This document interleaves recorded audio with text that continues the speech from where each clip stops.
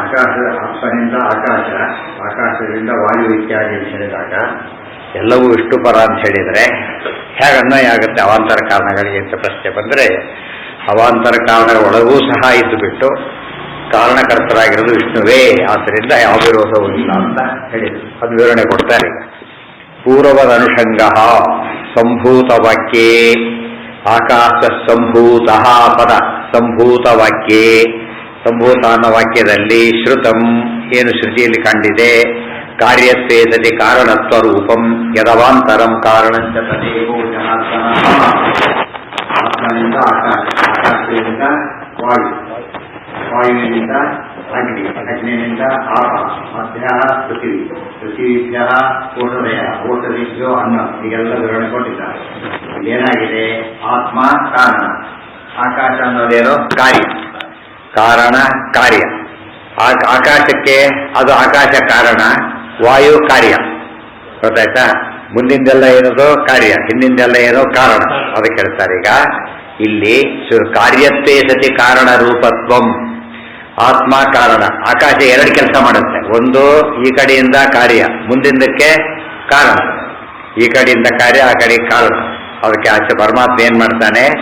ಅಲ್ಲೂ ಇದ್ದಾನೆ, ಇಲ್ಲೂ ಇದ್ದಾನೆ, ಕಾರ್ಯರೂಪದಲ್ಲೂ ಇದ್ದಾನೆ, ಕಾರಣ ರೂಪದಲ್ಲೂ ಇದ್ದಾನೆ, ಕಾರ್ಯಕಾರಣ ರೂಪದಲ್ಲೂ ಇದ್ದಾನೆ. ಅದರಿಂದಾಗಿನೇ ಯಾವುದೇ ವಿರೋಧ ಬರೋದಿಲ್ಲ. ಸರ್ವಾಂತರ್ಯಾಮಿ ಅಂತ ಹೇಳಿದಾಗ ಅದೆಲ್ಲ ಒಪ್ಪಲೇಬೇಕು, ವಿರೋಧ ಇಲ್ಲ ಅಂತ ಹೇಳಿ. ಅನ್ಯತ್ರ ಯಾವ ಅನ್ಯತ್ರ ಇದೇನಾಯ್ತು? ಅವಾಂತರ ಕಾರಣ ಎಂಬುದು ಮುಖ್ಯ ಕಾರಣ ಹೇಗಾಗತ್ತೆ ಅಂತ ವಾದ. ಬೇರೆ ಕಡೆ ಆಗೋದಿಲ್ಲ, ದೇವರು ಮಾಡ್ತಾನೆ, ಇಲ್ಲವರು ಆಗಲು ಸಾಧ್ಯನೇ ಇಲ್ಲ. ನ ಕೇವಲಂ ಆತ್ಮನಃ ಇತಿ ಶ್ರುತಂ ಮೂಲ ಕಾರಣವಿತಿ ವಾ ಪ್ರಾಗುಕ್ತ ಸಮುಚ್ಚಯೇ ವಾ ಚ ಶಬ್ದಃ.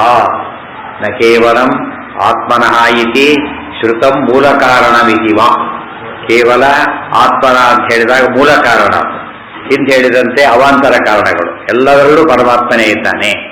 ತಥಾ ಅದರಿಂದನೇ ವಾಚ್ಯನೂ ಆಗಿದ್ದಾನೆ. ತಥಾಚ ಅನ್ಯತ್ರೈವ, ಅದೇ ಹೇಳ ಸಕಾರಣಂ ಕಾರಣ ತಸ್ತತೋಪಿ ತಸ್ಯಾಪಿ ಹೇತು ಪರಹೇತು ಹೇತು ಸ್ಪಷ್ಟವಾಗಿ ಬಂದಿದೆ. ತಥಾಚ ಅನ್ಯತ್ರೈವ ನಿಯತೈರಪಿ, ಆದ್ದರಿಂದ ಅನ್ಯತ್ರವೇ ನಿಯತವಾಗಿರ್ತಕ್ಕಂಥ ಶಬ್ದಗಳಿಂದ ಕೂಡ ಯಾವ್ಯಾವುದು ಉತ್ಪತ್ತಿ ಮತ್ವಾದಿಲಿಂಗೇನ ಅನ್ಯತ್ರೈವ ಪ್ರಸಿದ್ಧೈ ಅಪಿ ಆಕಾಶ ವಾಯು ಅಜ್ಞಾದಿ ಸರ್ವಶಬ್ದೈ ಮುಖ್ಯತೆಯ ಪರಮ ಮುಖ್ಯತ್ವೇನ ಏಕೋ ಜನಾರ್ದನಃ ಉದಿತಃ. ಪರಮ ಮುಖ್ಯ ವೃತ್ತಿಯಿಂದ ಒಬ್ಬನೇ ಜನಾರ್ದನ ಹೇಳಲ್ಪಟ್ಟಿದ್ದಾನೆ. ಯಾವುದರಿಂದ? ಅನ್ಯತ್ರೈವ ನಿಯತೈರಪಿ, ಬೇರೆ ಕಡೆಗೇನೇ ಪ್ರಸಿದ್ಧವಾಗಿದ್ರೂ ಕೂಡ ಉತ್ಪತ್ತಿ ಮತ್ವಾದಿ ಲಿಂಗೇನ ಅನ್ಯತ್ರೈವ ಪ್ರಸಿದ್ಧೈರಪಿ, ಉತ್ಪತ್ತಿ ಮತ್ವ ಹುಟ್ಟನ್ನು ಹೊಂದಿರುವಿಕೆ ಮೊದಲಾದವನ್ನು ಹೊಂದಿರತಕ್ಕಂತಹ ಕಾರಣದಿಂದ ಕೂಡ ಅನ್ಯತ್ರೈವ ಪ್ರಸಿದ್ಧವಾದ ಶಬ್ದಗಳಿಂದ ಕೂಡ ಯಾವ್ಯಾವುದು? ಆಕಾಶ ವಾಯು ಅಗ್ನಿ ಆದಿಭಿ ಸರ್ವಶಬ್ದೈ, ಆಕಾಶ ವಾಯು ಅಗ್ನಿ ಮೊದಲಾದ ಸರ್ವಶಬ್ದಗಳಿಂದ ಕೂಡ ಮುಖ್ಯತೆಯ ಪರಮ ಮುಖ್ಯತ್ವೇನ ಏಕೋ ಜನಾರ್ದನಃ ಉದಿತಃ, ಒಬ್ಬನೇ ನಾರಾಯಣ ವಾಚ್ಯನಾಗಿದ್ದಾನೆ, ಹೇಳಲ್ಪಟ್ಟಿದ್ದಾನೆ. ಇದು ಸರ್ವಶಬ್ದ ವಾಚ್ಯತ್ವಕ್ಕೆ ವಿಶೇಷವಾದ ಇನ್ನೊಂದು ಪ್ರಸಂಗಕ್ಕೆ ದೃಷ್ಟಾಂತ ಆಯಿತು. ನತು ಆಕಾಶಾದಿಭೂತಂ, ಅಲ್ಲೂ ಕೂಡ ಆಕಾಶಾದಿಭೂತಗಳೇ ಸೃಷ್ಟಿಗೆ ಸಾಮರ್ಥ್ಯ ಹೊಂದಿಲ್ಲ. ಒಂದು ದೇವರಿಂದ ಮಾಡಿಸ್ಬೇಕು. ಆಕಾಶಾತ್ ವಾಯು ಅಂತ ಹೇಳಿದರು. ಬರೀ ಆಕಾಶದಿಂದ ವಾಯು ಬರೋದಿಲ್ಲ, ದೇವರೇನು ಮಾಡಿಸ್ಬೇಕು? ಮತ್ತೆ ಅಲ್ಲಿ ಆಕಾಶದಲ್ಲಿದ್ದು ಆಕಾಶರಾಮಕನಾಗಿದ್ದು ವಾಯು ಉತ್ಪತ್ತಿ ಕೊಡಬೇಕೆ ಹೊರತು ಯಾವುದು ಕೂಡ ಏನಲ್ಲ ಆಟೋಮೆಟಿಕ್ ಅಲ್ಲ ಅಥವಾ ಇಂಡಿಪೆಂಡೆಂಟ್ ಅಲ್ಲ, ದೇವರಿಂದನೇ ಆಗಬೇಕು. ನತು ಆಕಾಶಾದಿಭೂತಂ ಕುತಃ ಶಬ್ದೈಹಿ, ನತು ನಮಗೂ ಗೊತ್ತಾಗುತ್ತೆ. ಯಾವುದೇ ಪದಾರ್ಥ ಏನೋ ಮಾಡಿರ್ತಾರೆ, ಭಾರಿ ಚೆನ್ನಾಗಿರುತ್ತೆ, ಇನ್ನೊಂದು ದಿವಸ ಇದನ್ನೇ ಮಾಡಿ ಅಂತ ಹೇಳಿ ಇನ್ನೊಂದ್ಸಲ ಅದೇ ರೀತಿ ಮಾಡಕ್ಕೆ ಹೋದ್ರೆ ಕೆಟ್ಟ ಹಾಳಾಗೋಗ್ಬಿಟ್ಟಿರುತ್ತೆ.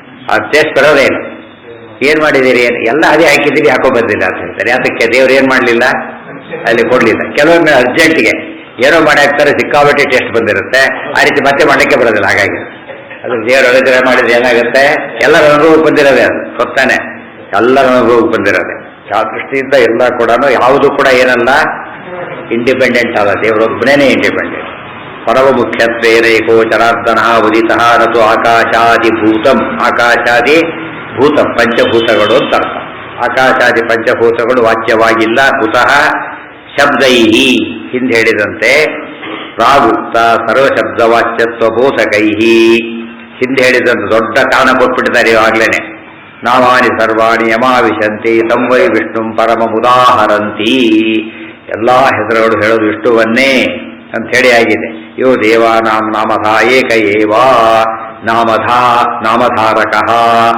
ಎಲ್ಲ ದೇವತೆಗಳ ಹೆಸರನ್ನು ಹೊಂದಿದವನು, ಪ್ರತಿಯೊಂದು ಹೆಸರನ್ನು ಹೊಂದಿದವನು ನಾರಾಯಣ ಒಬ್ಬರೇನೆ. ತಾವ ಏತಾ ಸರ್ವಾರುಚಃ, ಅದು ಇದೊಂದು ಐತರೇ. ತಮೇವೈಕಂ ಜಾನಸ ಆತ್ಮಾನಂ ಇತ್ಯೇ ಆದಿ ಶಬ್ದೈರಿತ್ಯರ್ಥ. ಇತ್ಯಾದಿ ಶಬ್ದಗಳು ಮೂಲ, ಅದು ಬೇಸಿಕ್ ರೂಲ್ಸ್ ಅವು. ಅದಕ್ಕೆ ತಕ್ಕಂತೆ ಎಲ್ಲದನ್ನು ಅರ್ಥ ಮಾಡಿಕೊಳ್ಳಲೇಬೇಕು. ವಿರುದ್ಧಂ ಅವಾಂತರ ಕಾರಣಂ ಏಕೋ ಜನಾರ್ದನಃ. ವಿರುದ್ಧಂ ಅವಾಂತರ ಕಾರಣಂ ಏಕೋ ಜನಾರ್ದನಃ ಕಥಮಿತ್ಯತೋ ಅವಿತಾತ್ಮಕಃ ಇತ್ಯನುವರ್ತ್ಯಂ. ವಿರುದ್ಧಂ ಅವಾಂತರ ಕಾರಣಂ, ಅವಾಂತರ ಕಾರಣಗಳೇನವು? ವಿರುದ್ಧ. ಆಕಾಶದ ಗುಣನೇ ಬೇರೆ, ವಾಯುವಿನ ಗುಣನೇ ಬೇರೆ. ಅವ್ರ ಜೊತೆಗೆ ಅವಾಂತರ ಕಾರಣ. ಅದು ಹೇಗೆ ವಿಷ್ಣುವಾಗ್ತಾರೆ ಅಂದರೆ, ಹೌದು ಅಮಿತಾತ್ಮಕಃ, ಅಮಿತ ಆತ್ಮಕಃ. ಮಿತ ಲಿಮಿಟೆಡ್, ಅಮಿತ ಅನ್ಲಿಮಿಟೆಡ್, ಅನಂತವಾಗಿರತಕ್ಕಂಥ ಶಕ್ತಿಯನ್ನು ಹೊಂದಿರೋದ್ರಿಂದ ಅವನಿಗೆ ಯಾವುದೂ ಅಸಾಧ್ಯ ಅಲ್ಲ. ಅನೇಕೇಷು ಆಕಾಶಾದಿಷು ಆತ್ಮ ಸ್ವರೂಪಂ ಯಸ್ಯ ಸಹ ಇತ್ಯರ್ಥ. ಆಕಾಶಾದಿಗಳಲ್ಲಿ ಪರಮಾತ್ಮ ತನ್ನ ಸ್ವರೂಪವನ್ನಿಟ್ಟೇ ಕೆಲಸ ಮಾಡಿಸ್ತಾನೆ, ಆದ್ದರಿಂದ ವಾಚ್ಯನೇ ಆಗಿದ್ದಾನೆ. ಆಕಾಶಾದಿಷು ಸ್ಥಿತತ್ವಾದಿತಿ ಯಾವತ್, ಆಕಾಶ ಸ್ಥಿತತ್ವಾದ ಆಕಾಶ ಇರಿ. ತಥಾಚ ಆಕಾಶಾದಿ ಉತ್ಪತ್ತೌ ಆಕಾಶಾದಿ ಅಂತರ್ಗತತ್ವೇನ ವಿಷ್ಣೋರುತ್ಪತ್ತಿಯ ವಾಯುವಾದಿಸ್ಥ ರೂಪೋತ್ಪತ್ತಿ ಹೇತುತ್ವೇನ ವಾ ಅವಾಂತರ ಕಾರಣತ್ವಂ ಯುಕ್ತವಿತಿ ಭಾವಃ. ಆಕಾಶಾದಿ ಉತ್ಪತ್ತೌ, ಆಕಾಶಾದಿಗಳ ಉತ್ಪತ್ತಿಯಲ್ಲಿ ಆಕಾಶಾದಿ ಅಂತರ್ಗತತ್ವೇನ, ಆಕಾಶಾದಿಗಳಲ್ಲಿ ಅಂತರ್ಗತರಾಗಿದ್ದಾನೆ. ಮತ್ತು ವಿಷ್ಣೋರುತ್ಪತ್ತಿಯ, ಅಲ್ಲಿ ಒಂದು ರೂಪವನ್ನು ಅಭಿವ್ಯಕ್ತಿಗೊಳಿಸ್ತಾನೆ, ಹುಟ್ಟುತ್ತಾನೆ, ಅಭಿವ್ಯಕ್ತಿಗೊಳಿಸ್ತಾನೆ. ವಾಯುವಾದಿಸ್ಥ ರೂಪ ಉತ್ಪತ್ತಿ ಹೇತುತ್ವೇನ, ವಾಯು ಮೊದಲಾದವುಗಳಲ್ಲಿರತಕ್ಕಂಥ ರೂಪಗಳನ್ನು ಅಲ್ಲಿ ಅಭಿವ್ಯಕ್ತಿಗೊಳಿಸೋದ್ರಿಂದ ಅವಾಂತರ ಕಾರಣನೂ ಆಗಿದ್ದಾನೆ. ಅವಾಂತರ ಕಾರಣತ್ವ ಯುಕ್ತಮಿತಿ ಭಾವ. ಅನ್ನತ್ರಯ ಪ್ರಸಿದ್ಧ ಇದೆ. ಹೌದು, ಎಲ್ಲ ಅನ್ನತ್ರಯ ಪ್ರಸಿದ್ಧ. ಅಲ್ಲೇ ಪ್ರಾಬ್ಲಮ್ಸ್ ಇದೆ, ಏನ ಪ್ರೈಮರಿ ಒಳಗೆ ಪ್ರಾಬ್ಲಮ್ಸ್ ಇದೆ ಅಂದ್ರೆ ಅಲ್ಲ. ಇವಾಗ ದುಃಖ, ಹೌದು ಹೌದು ಹೌದು, ಅಲ್ಲೇ ಟೆಸ್ಟ್ ಆಗುತ್ತೆ. ಅದು ಸೆಕೆಂಡ್ರಿ ಒಳಗೆ ನಾವು ಗೊತ್ತಾಗಿಲ್ಲ. ದುಃಖ ಅಂದ್ರೆ ಪರಮಾತ್ಮನೇ ನಿನ್ನೆ ಬಂತಲ್ಲ, ಅದೆಲ್ಲ ಹೇಳಿದ್ರು. ದುಃಖ ಸ್ವಾಮಿ ಅಂತ ಅರ್ಥ. ಅದು ಸೆಕೆಂಡರಿ ಮೀನಿಂಗ್ ಅಲ್ಲ, ಅದು ಶಬ್ದಕ್ಕಿರೋ ಅರ್ಥದೇ ಎರಡವು. ಒಂದು ಸ್ವಾತಂತ್ರ್ಯಂ ತದ್ಗತತ್ವಂಚ, ಸ್ವಾತಂತ್ರ್ಯ ತದ್ಗತತ್ವ, ಎರಡರ್ಥನೂ ಹಾಗೆ. ಧನಿ ಅನ್ನೋ ಶಬ್ದಕ್ಕೆ ಏನಂತ ಅರ್ಥ ಇದೆ? ಧನ ಉಳ್ಳವನು ಅಂತ ಅರ್ಥ. ಧನ ಉಳ್ಳವನು ಯಾವ ಅರ್ಥದಲ್ಲಿ? ಬರೀ ಧನ ಇಟ್ಕೊಂಡಿರೋನು ಬೇರೆ, ಧನದ ಒಡೆಯನಾಗಿರೋದು ಬೇರೆ. ಮುಂದೆ ಕೂಲಿಯವನು ಹೋಗ್ತಾ ಇದ್ದಾನೆ, ದೊಡ್ಡ ಬ್ರೀಫೇಸ್ ಇಟ್ಕೊಂಡಿದ್ದಾನೆ, ತುಂಬ ಆಭರಣಗಳಿದೆ, ಗೊತ್ತಾಯ್ತಾ? ಅವನ ಹತ್ರ ಆಭರಣಗಳಿದೆ, ಸೂಟ್ಕೇಸ್ ಇಟ್ಕೊಂಡಿದ್ದಾನೆ, ಅವನೇನಲ್ಲ ಧನಿ ಅಲ್ಲ. ಅದೇ ಮುಖ್ಯ ಅರ್ಥ ಅಲ್ಲ, ಮುಖ್ಯ ಅರ್ಥ ಅಲ್ಲೇ ಧನಿ ಅಲ್ಲ ಅವನು. ಅದೇ ರೀತಿ ಅವನ ಹಿಂದೆ ಬರ್ತಾ ಬರೀ ಕೈ ಬರ್ತಾ ಇದ್ದಾರೆ, ಏನಿಲ್ಲೇ ಇಲ್ಲ. ಧನಿ ಯಾರೋ ಅವನು ಧನಿ, ಅರ್ಥ ಆಯ್ತಾ? ಯಾಕೆ ಸ್ವಾಮಿತ್ವ ಇದೆ. ಅದನ್ನೇ ನಾವು ಯಾವ ಅರ್ಥ ಮಾಡ್ತಾ ಇಲ್ಲ, ಮುಖ್ಯ ಅರ್ಥವನ್ನೇ ಮಾಡ್ತಾ ಇದ್ದೇವೆ ಅಂತ ಅರ್ಥ. ಲೋಕದಲ್ಲಿರೋದು ಹಾಗೇನೆ. ಅಲ್ಲ, ಮುಖ್ಯವಾಗಿ ದೇವರಿಗೆ ಮುಖ್ಯಾರ್ಥವಾಗಿದೆ. ಅನ್ಯತ್ರ ಹೇಳಿದ್ದು ಸೆಕೆಂಡರಿ ಸೆನ್ಸ್ನಲ್ಲೇ ಹೊರತು ಮುಖ್ಯಾರ್ಥ ವಿಷ್ಣುವನ್ನೇ ಹೇಳ್ತಾ ಇದೆ. ವ್ಯವಹಾರಕ್ಕೆ ಯಾತಕ್ಕೆ ಮಾಡ್ಬೇಕು? ವ್ಯವಹಾರಕ್ಕೆ ಅಂತ ಕೇಳಿದ್ರೆ ವ್ಯವಹಾರ ಆಗಬೇಕಲ್ಲ ಅಂತ ಮಾಡ್ಬೇಕಷ್ಟೇ. ಒಂದು ಘಟಮಾನಯ, ಘಟ ತಗೊಂಬಂದು, ಘಟ ಅಂದ್ರೆ ನಾರಾಯಣ, ಆಂಧ್ರ ನಾರಾಯಣ, ನಯ ಅಂದ್ರೆ ನಾರಾಯಣ. ಅದು ತಗೊಂಬಿಟ್ಟಿಗೆ ಕೆಲಸ ಮಾಡಲಿಕ್ಕೆ ಬರೋದಿಲ್ಲ. ಏನು ಮಾಡ್ಬೇಕಾಗ? ಈ ಅರ್ಥನೂ ಇಟ್ಕೊಂಡಿರ್ಬೇಕು. ಅದು ಮುಖ್ಯ ಅರ್ಥ ಅನುಸಂಧಾನ ಇಟ್ಕೊಂಡಿರ್ಬೇಕಲ್ಲ, ಮುಖ್ಯಾರ್ಥ ಬಿಡಾಗಿಲ್ಲ. ಈ ಅರ್ಥ ವ್ಯವಹಾರಕ್ಕೆ ಉಪಯೋಗಿಸ್ಲೇಬೇಕು. ಹೇಳಿದ್ಮೇಲೆ ಹಾಲು ತೊಗೊಂಡ್ಬಾ ಅಂತ, ಲೋಟದಲ್ಲಿ ತೊಗೊಂಬ ಅಂತಾನೆ ಅರ್ಥ, ಪಾತ್ರೆಯಲ್ಲಿ ತೊಗೊಂಡ್ಬಾ ಅಂತಾನೆ ಅರ್ಥ. ಆದ್ರೂ ಕೂಡ ಕರೆಯೋದು ಏನಂತ? ಅವನು ಹಾಲು ತೊಗೊಂಡ್ಬಾ ಅಂತ ಹಾಲು ತಂದ, ಮತ್ತೆ ಹಾಲು ಒಯ್ತೀರಿ, ಹೋಗ್ಬೇಕಾದ್ರೆ ಬಿಡ ಹಾಲು ಒಯ್ತೀರಿ ಅಂತ, ಹಾಲು ಕೊಟ್ಟೆ ಅಂತ, ಹಾಲು ಕುಡದೆ ಇದೆ ಅಲ್ಲ, ಹಾಲು ಹಾಗೇನೆ. ವ್ಯವಹಾರ ಹಾಗೇ ಇದೆ, ಬಟ್ ಅರ್ಥ ಏನಾಗತ್ತೆ ಅವನಿಗೆ? ಪಾತ್ರೆಯಲ್ಲಿ ಸೇರಿ ಅರ್ಥ ಆದ್ರೂ ಕೂಡ ಮುಖ್ಯವಾಗಿ ವ್ಯವಹಾರ ಎಲ್ಲಿ ಎಂಡಾಯ್ತು? ಹಾಲಿನಲ್ಲೇ ಎಂಡಾಯ್ತು. ಸ್ಥಿತಿರೇವ ಕುತಃ, ಪಾತ್ರೆ ದಪ್ಪ ಅಂತ ಬಿತ್ತು, ಹಾಲು ಚೆಲ್ತು, ಪಾತ್ರೆ ಹಾಲು ಚೆಲ್ತು ಅಂತಾನೆ. ಏನ್ ಹೇಳ್ಬೇಕಾಯ್ತು ಆಕ್ಚುಲಿ? ಇವರು ಪಾತ್ರೆನೂ ಬಿತ್ತು, ಅದೆಲ್ಲ ಇಲ್ಲ. ಇಂಪಾರ್ಟೆಂಟ್ ಯಾವ್ದಲ್ಲಿ? ಈಗ ಪಾತ್ರೆ ಬಿದ್ದು ದೊಡ್ಡದಲ್ಲ, ಯಾವ್ದು ದೊಡ್ಡದು? ಹಾಲು ಚೆಲ್ಲಿದ್ದು ದೊಡ್ಡದಾಯ್ತು, ಮುಖ್ಯವಾದದ್ದು. ಇದೆಲ್ಲ ಯೋಚನೆ ಮಾಡ್ತಾ ಹೊರಟು ಎರಡು ಒಟ್ಟಿಗೆ ಬಿದ್ದಿರೋದು ಮತ್ತೆ. ಪಾತ್ರೆನೂ ಬಿದ್ದಿದೆ, ಹಾಲು ಬಿದ್ದಿದೆ, ಎರಡು ಚೆಲ್ಲಿ ಹೋಯ್ತು. ಆದ್ರೆ ಗಮನ ಯಾವ್ದು ಕೊಟ್ಟವನೀಗ? ಯಾರೋ ಹೋಗ್ತೀವಿ ಸ್ಕೂಟ್ರಲ್ಲಿ ಬಿತ್ತು, ಸ್ಕೂಟರ್ ಬಿತ್ತು ಅಷ್ಟೇ. ಬಿದ್ರು ಅಂತಾರೆ, ಬಿತ್ತು ಅಂತಾರೆ, ಏನಂತಾರೆ? ಬಿದ್ರು. ಯಾಕೆ? ಯಾರು ಇಂಪಾರ್ಟೆಂಟ್ ಅಲ್ಲಿ ಈಗ ವ್ಯಕ್ತಿ ಇಂಪಾರ್ಟೆಂಟ್, ಕೂತಿರೋದು ಇಂಪಾರ್ಟೆಂಟ್. ಸ್ಕೂಟ್ರಿಗೆ ಅಕಸ್ಮಾತ್ ಬರೀ ಇತ್ತು ಬೋರ್ಡರ್ ಇಲ್ಲ, ನಿಲ್ಸಿದ್ರು ಬಿತ್ತು, ಅವಾಗೇನಂತಾರೆ ಸ್ಕೂಟರ್ ಬಿತ್ತು ಅಂತ. ಹೋಗ್ಬೇಕಾದ್ರೆ ಬಿದ್ದರೆ ಬಿದ್ದು ಅಂತಾರೆ. ಯಾಕೆ? ಪ್ರಧಾನವಾದ ಸ್ಕೂಟರ್ ಬರೀ ಬೀಳಕ್ಕೆ ಸಾಧ್ಯ, ಹೋಗ್ಲಿ ಕೂತಿರ್ಬೇಕು ಬೇಲ. ಇದೆಲ್ಲ ಅರ್ಥ ಮಾಡ್ಕೊಂಡ್ರೆ ಇವೆಲ್ಲ ನಿತ್ಯ ಜೀವನದಲ್ಲಿ ಉಪಯೋಗಿಸ್ತೇನೆ. ನಾವು ಸರಿಯಾಗಿ ಉಪಯೋಗಿಸೋಟ ಯಾವುದೋ ಅನ್ಯೂಜಲ್ ಹೇಳ್ತಾ ಇಲ್ಲ, ನಮ್ಗೆ ಯೋಚನೆ ಮಾಡಿಲ್ಲ ಅಷ್ಟೇ. ಯೋಚನೆ ಅದಕ್ಕೆ ಅಥಾತೋ ಬ್ರಹ್ಮ ಜಿಜ್ಞಾಸ. ಯೋಚನೆ ಮಾಡಿದಷ್ಟು ಏನಾಗುತ್ತೆ ಅಲ್ಲಿಗೆ, ಅದೇನೋ ಅಡ್ಜಸ್ಟ್ ಮಾಡಿಬಿಟ್ಟು ಹೇಳಕ್ ಹೊರಟಿಲ್ಲ, ಇರೋದನ್ನೇ ಹೇಳ್ತಿದ್ದಾರೆ ಅಂತ ಗೊತ್ತಾಗುತ್ತೆ. ಯಾ ಆಕಾಶೇ ತಿಷ್ಠನ್ ಯೋ ವಾಯೌ ತಿಷ್ಠನ್ ಇತ್ಯಾದೌ ಉಕ್ತ ಅಂತರ್ಯಾಮಿ ಬ್ರಾಹ್ಮಣೋಕ್ತೈ ಶಬ್ದೈರಿತ್ಯರ್ಥ.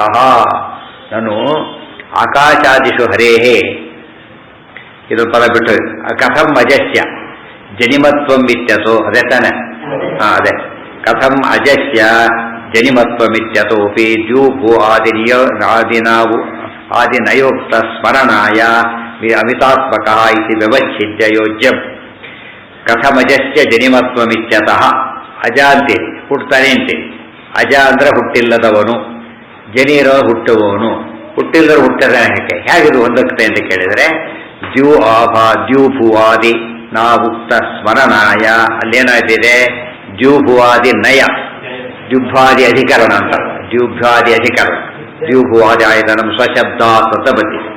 ದ್ಯೂಭುವಾದಿ ನಯದಲ್ಲಿ ಉಕ್ತವಾದಂಥ ವಿಚಾರವನ್ನ ಸ್ಮರಣೆ ಮಾಡೋದು. ಏನಲ್ಲಿ ಏನು ಬಂದಿದೆ ಇಲ್ಲಿ?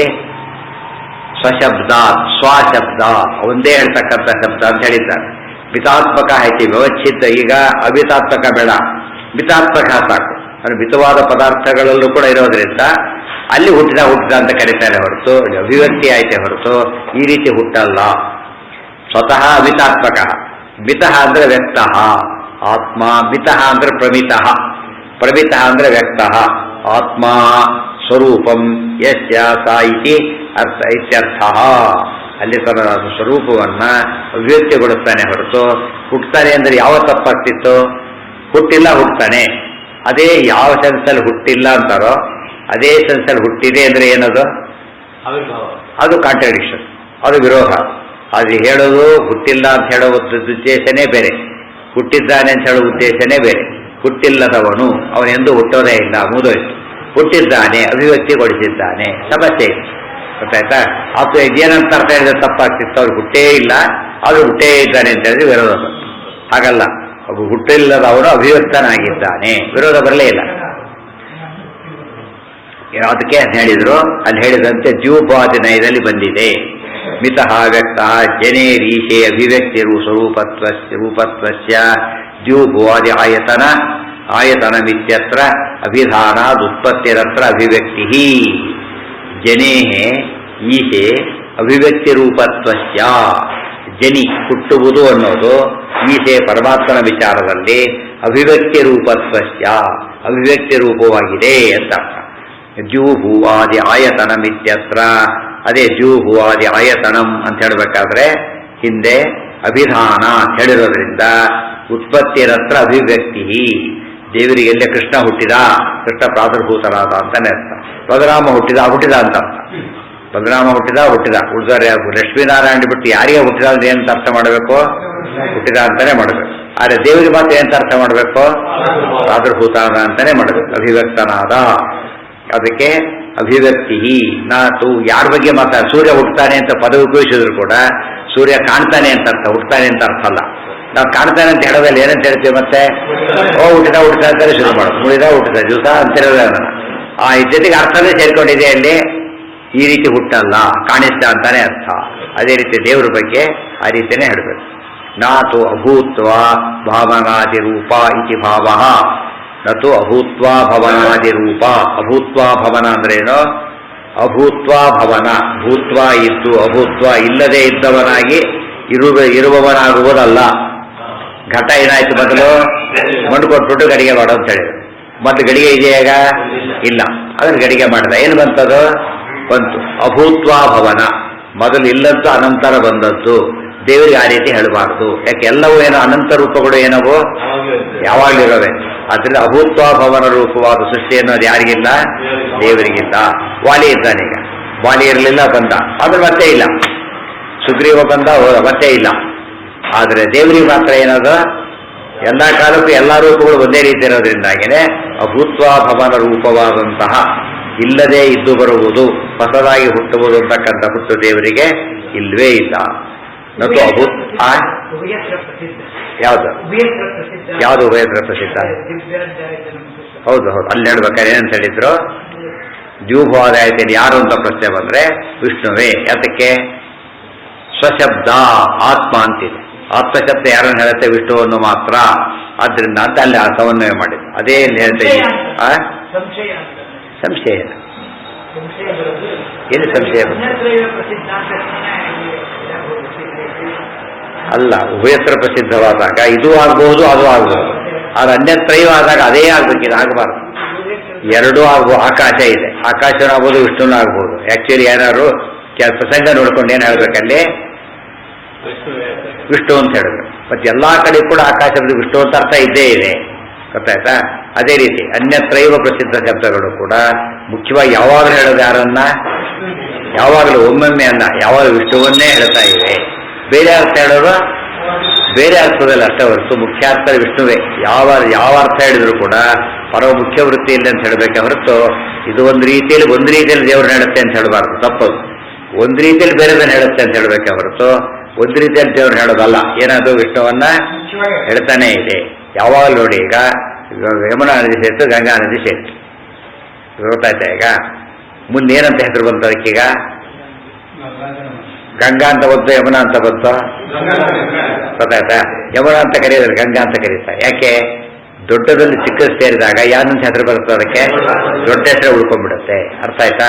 ಸೊ ದೇವರು ಅತಿ ದೊಡ್ಡವನಾದ್ರಿಂದ ಅವನು ಸೇರಿದ ತಕ್ಷಣ ಏನಾಗ್ತದೆ? ಶಬ್ದ ಕೂಡ ಅವನ್ನೇ ಹೇಳಬೇಕು, ಹೊರತು ಬೇರೆ ಅಲ್ಲ. ಗಂಗಾ ಅಂದ್ರೆ ಗಂಗಾನೇ ಮುಂದೆ, ಯಮುನಾ ನೀರು ಇರ್ಬೋದು, ಆದ್ರೆ ಗಂಗಾನೇ.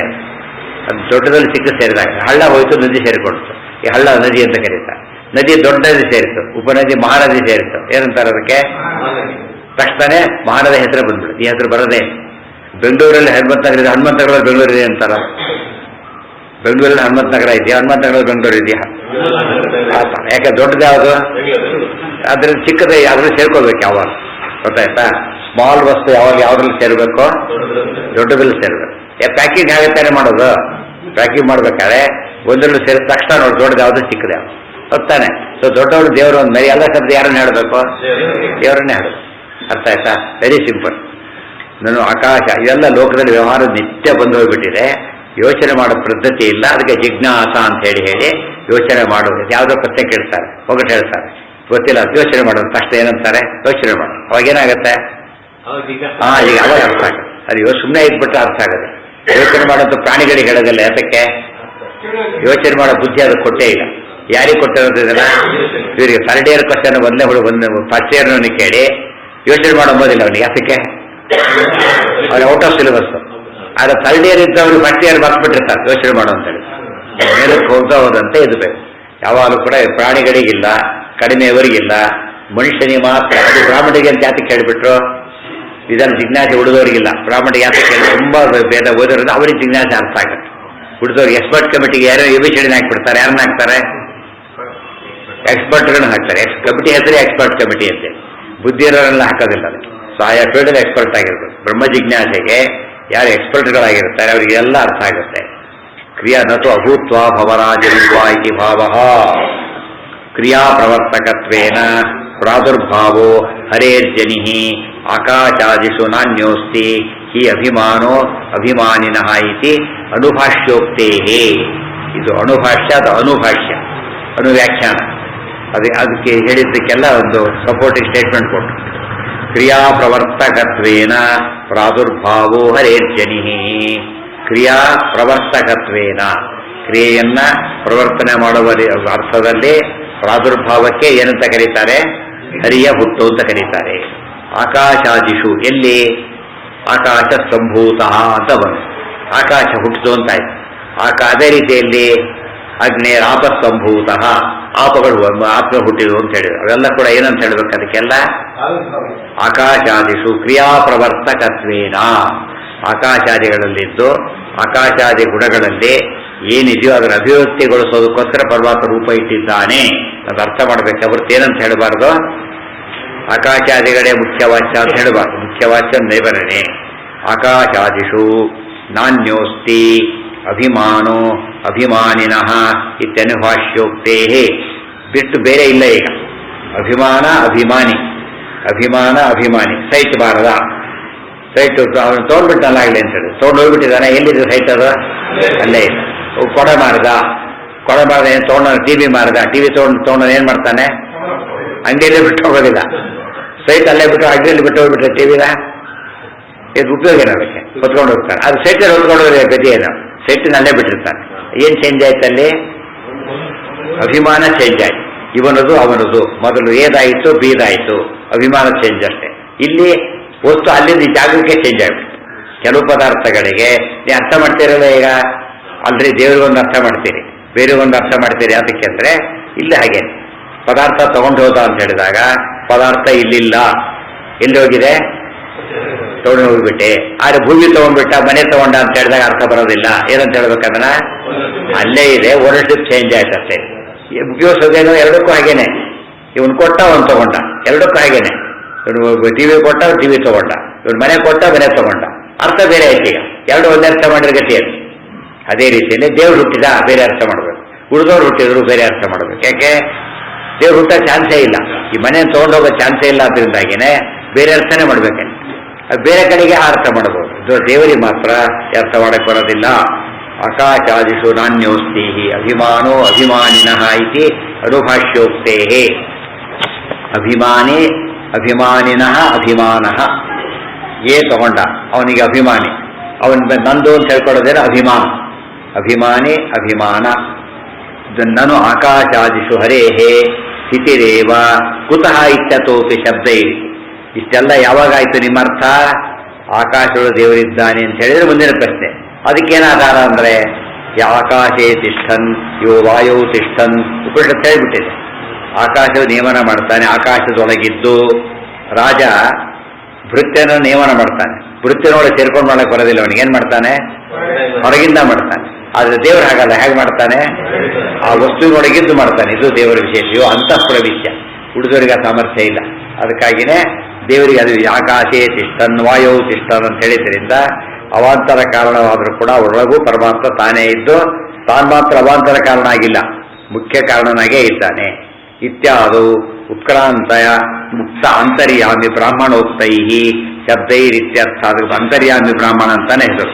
ಅದರಲ್ಲಿ ಬಂದಿರತಕ್ಕಂಥ ಶಬ್ದಗಳಿಂದ ಆಕಾಶೇ ತಿಷ್ಠನ್ ಶಬ್ದಗಳು ಆಕಾಶದಲ್ಲಿ ನೆಲೆಸಿದವನಾಗಿ. ತಿಷ್ಠನ್ ಅಂದರೆ ನಿಂತವನಾಗಿ ಅಂತ ಹೇಳುವಾರು. ಮತ್ತೆ ಏನಂತ ಹೇಳ್ಬೇಕಲ್ಲಿ? ನೆಲೆಸಿದವನಾಗಿ, ನೆಲೆಸೋದು ಅಂತ ಅರ್ಥ. ಪುರಂದರದಾಸ ದೇವರ ನಾಮ ಇದೆ. ಘಟಿಕಾಚಲದ ನಿಂತ ಹನುಮಂತ ಅಂತಿದೆ. ಘಟಿಕಾಚಲದ ನಿಂತ ಹನುಮಂತ. ಆದರೆ ಘಟಿಕಾಚಲ ಹನುಮಂತ ನಿಂತಿಲ್ಲ, ಹೇಗಿದ್ದಾನೆ?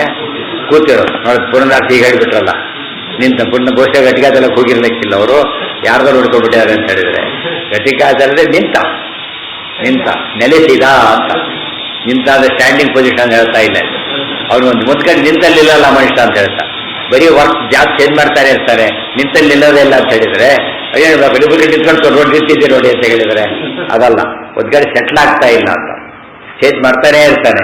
ಈ ಅರ್ಥ ಹೇಳ್ಬೇಕಾದ್ರೆ ನಿಂತ ಅನ್ನೋದಕ್ಕೆ ಬಂದಾಗ್ತದೆ. ನೆಲೆ ನಿಲ್ಲುವುದು ಈ ಅರ್ಥದಲ್ಲಿ ಘಟಿಕಾಚಲದ ನಿಂತ ಅಂದರೆ ಶಾಸ್ತ್ರ ಸರಿಯಾಗಿ ಹೇಳಿದ್ದಾರೆ. ಶಬ್ದಗಳು ಗೊತ್ತಿಲ್ಲ ಆದ್ದರಿಂದ ಆ ಪುರಂದರದಾಸರ ಬಗ್ಗೆ ಅವ್ರ ಬಗ್ಗೆ ಅಪ್ಪ ಸರಿಯಾಗಿ ಗೊತ್ತಿಲ್ಲ, ದಾಸರಿಗೆ ಹೋಗೇ ಇರಲಿಕ್ಕಿಲ್ಲ ತಪ್ಪು. ಈ ರೀತಿಯೇ ಆಗಿರೋದು ಶಾಸ್ತ್ರಗಳ ಬಗ್ಗೆ ಇವನಿಗೆ ಜ್ಞಾನ ಇಲ್ಲದೆ ಅವೇ ಸರಿಯಾಗಿ ಹೇಳ್ತಾ ಇಲ್ಲ ಅಂತೇಳಿ ಹೇಳೋ ಅಭ್ಯಾಸ ಇದು ಮಾಡಿಕೊಟ್ರು ಜನ. ಅಲ್ಲಿಗೆ ನಾಳೆ ದಿವಸ ಅದ್ರ ಮುಂದಿನ. ಓಂ ಜನ್ಮಾದ್ಯಸ್ಯ ಯತೋನ್ಮಯಾದಿತರತಶ್ಚಾಪ್ತಿ